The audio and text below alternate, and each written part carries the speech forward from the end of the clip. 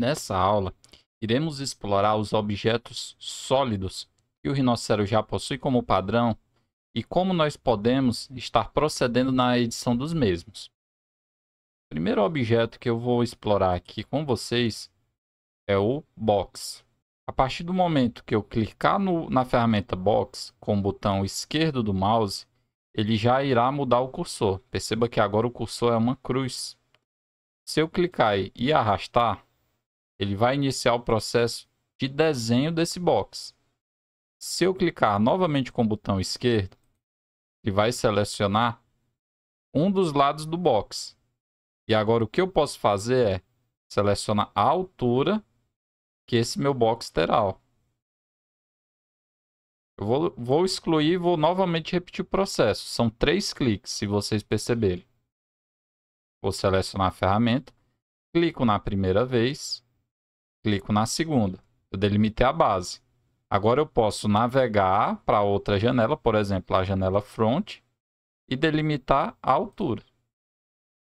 Pronto, ó, ele criou uma box.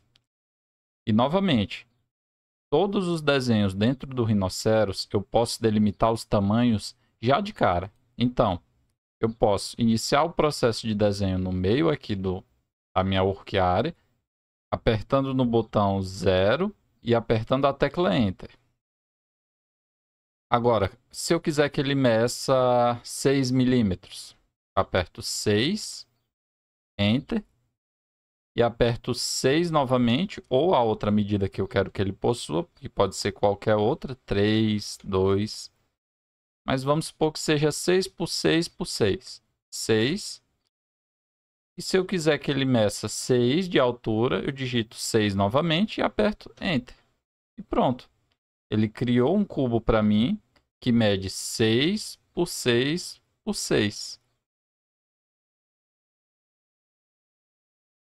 Eu também tenho aqui uma outra gama de variedades aqui de sólidos, como por exemplo o cone. Clico e arrasto e delimito a altura.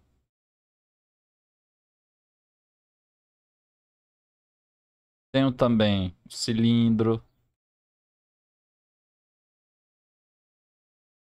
E todas essas ferramentas eu posso delimitar o tamanho do objeto já digitando as medidas que eu quero que ele possua aqui na caixa de comando, como vocês viram eu fazendo com box.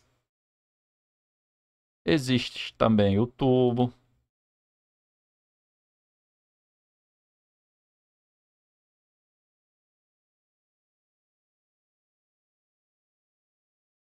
O torus, que equivale a uma rosquinha.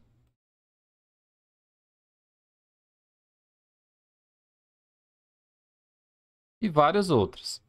Um recurso indispensável que nós utilizaremos em conjunto com sólidos e até mesmo as curvas depois de criarmos objetos sólidos é o seguinte. Se eu criar um box e vou duplicar esse box, Ctrl C, Ctrl V e vou deslocar ele para cá. Vou reduzi-lo aqui, ó. E o que eu quero é que esse box que está aqui dentro cave esse segundo box. Como eu posso fazer isso? Com as operações booleanas. Do lado da caixinha de criação de primitivas, existe essas duas bolinhas. O que elas são? São as operações booleanas. Se eu clicar e segurar, irá abrir várias opções. E o desenho ele já é autoexplicativo. Por exemplo, esse primeiro aqui é a união. Se eu quisesse soldar esses dois objetos, eu iria selecionar ele. Esse aqui é a diferença, ou seja, é quando um objeto ele afeta o outro nesse sentido de subtração. E esse aqui é a intersecção, que equivaleria o resultado do miolo entre os dois objetos. Eu vou já mostrar para vocês na prática como cada um deles funciona. Iniciando pela união. Se eu clicar na união, o cursor, a caixa de comando, ele pede que eu selecione os objetos ou superfícies a ser unidas. No caso, são essas duas. Seleciono as duas, aperto a tecla Enter. Pronto. Ele transformou as minhas duas boxes em um objeto só. Eu vou dar um Ctrl Z. E agora mostrar para vocês como funciona a diferença. Ele está perguntando aqui qual objeto será subtraído. Será esse. Aperto a tecla Enter e clico no objeto que irá subtrair o outro, que no caso será esse segundo box. E aperto a tecla Enter novamente. O que ele fez aqui foi cavar, não é? Ele fez uma diferença. Vou dar um Ctrl Z novamente. E agora iremos explorar a intersecção. E para ficar mais claro aqui, mais didático, eu vou excluir esses dois boxes e eu vou criar, na verdade, duas esferas. Uma aqui, Ctrl C, Ctrl V, e outra aqui. E o que eu quero é que ele preserve o miolo entre essas duas, o resultado das duas aqui. Clico na ferramenta intersecção, clico no objeto, clico no outro e aperto Enter duas vezes. E perceba, esse desenho, esse sólido que você está vendo aqui, era o que estava entre os dois círculos. Isso é bem interessante em alguns momentos. Ó, ele já criou algo completamente diferente a partir de dois círculos. Nós podemos explorar isso de várias formas. Por exemplo, eu tenho um cilindro e vou fazer aqui, vou rotacionar esse objeto e quero a intersecção dos dois. Seleciono a intersecção, seleciono os dois objetos, Enter, Enter. Ele já criou um terceiro objeto completamente diferente, que foi fruto da intersecção daqueles dois que havíamos aqui antes. Um outro recurso bem interessante de edição de sólidos é o Fillet.